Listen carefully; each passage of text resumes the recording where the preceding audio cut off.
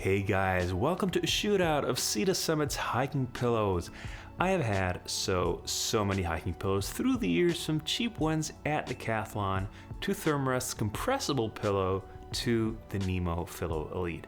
But somehow I am still looking for the one. It's kind of like The Bachelor, but with pillows. So I decided to do a test of, just about every Cedar Summit pillow in their range, and I got my buddy Steve on board to balance out my own personal opinions. We'll rank them in 4 tiers: amazing, good, mediocre, and stay away. And right away, I can assure you this is not the kind of review where the expensive stuff ends up being amazing and anything that you can afford is crap. Now, the reason that the perfect pillow has been so elusive for me is that most of the pillows on the market seem to have the same flaws. They are too balloon-like, where you can't move your head even a little without immediately feeling the air shift underneath you. They are not washable, and the good ones are usually not light or compact enough. And the reason that the Cedar Summit lineup I think is worth checking out, aside from the fact that I've generally had good experiences with that brand, is that they at least get the inflation and deflation part right. Because crappy valves are another common problem. The Cedar Summit pillows use the same system as their sleeping bags, albeit a bit smaller, and I think it is superior to other valves on the market, like the ones that Nemo and Thermarest use. You can push the middle of the in valve to let a small bit of air out to get the height of the pillow just right, which I really like, as I'm quite particular about the height of a pillow. There's also a pillow lock, and that's a system to keep your pillow attached to your sleeping pad with Velcro. All Cedar Summit pillows are compatible with the pillow lock system, but the actual Velcro patches do not come with the pillows. You need to buy a Cedar Summit sleeping mat to get access to those. Granted, they are custom made to fit Cedar Summit's typical bubble-shaped mats, but I'm guessing they probably work with other pads as well. And a quick tip, if you want a comparable effect without the Velcro, you can also just pull a shirt over the pad and tuck your pillow inside the shirt.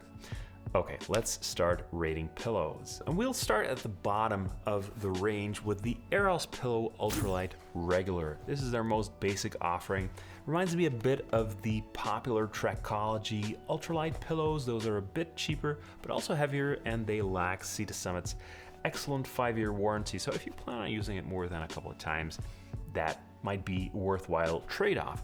The Aeros is made from A20 denier polyester with a softer finish on the top side. Now it's kind of a soft brush polyester fabric, but it's still pretty bare bones. And as we'll see, this top part is the main difference between this pillow and the more expensive options. The Aeros Ultralight might be basic, but it scores well in 3 important categories: the height, it's high enough for side sleepers; the comfort; and the silence. At its core, this is a simple air bladder, a plastic balloon, if you will, just like pretty much every competing product out there. And so you will always get that seesaw effect, and you'll always get a bit of synthetic crinkle when you move around. But as you might hear, Cedar Summit I think have done a great job of reducing both of these through fabric choices and the design of the baffles, I'm guessing, to the point where it hardly bother me, especially if I can add another layer on top of the pillow, but I'll get to that later on. So I'm gonna put the Aeros Ultralight Regular in the good category.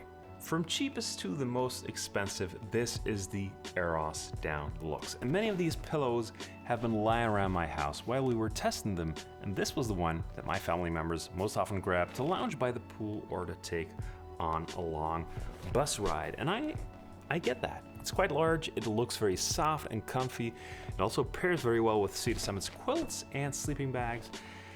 It's well made, it packs very small, quite comfortable. As a travel pillow for rich people, it is fine.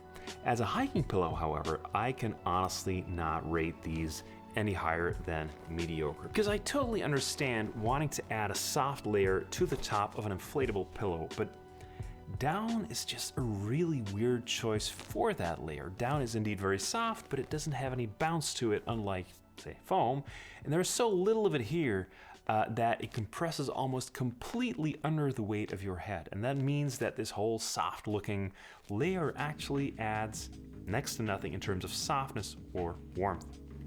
Down is a great insulator, but it needs to loft to work its magic, and so putting it in a spot where it's just being flattened, I think is a bit dumb. It also adds a bit of rustle, and I imagine the down content also adds to the price, because while none of the pillows in this shootout are what I would call cheap, this is just way too expensive, especially the deluxe version that's this size, and especially in the EU, because the official price of these is 120 euros, $90. That is some pretty pricey stuff. Also, the top fabric is pretty slick, so you might end up chasing this around your tent all night. So yeah, mediocre. Third model, the Aeros Premium Pillow. If Steve and I had to choose one model from this lineup and we couldn't add anything to it, put anything on top, we would both go for the Aeros Pillow.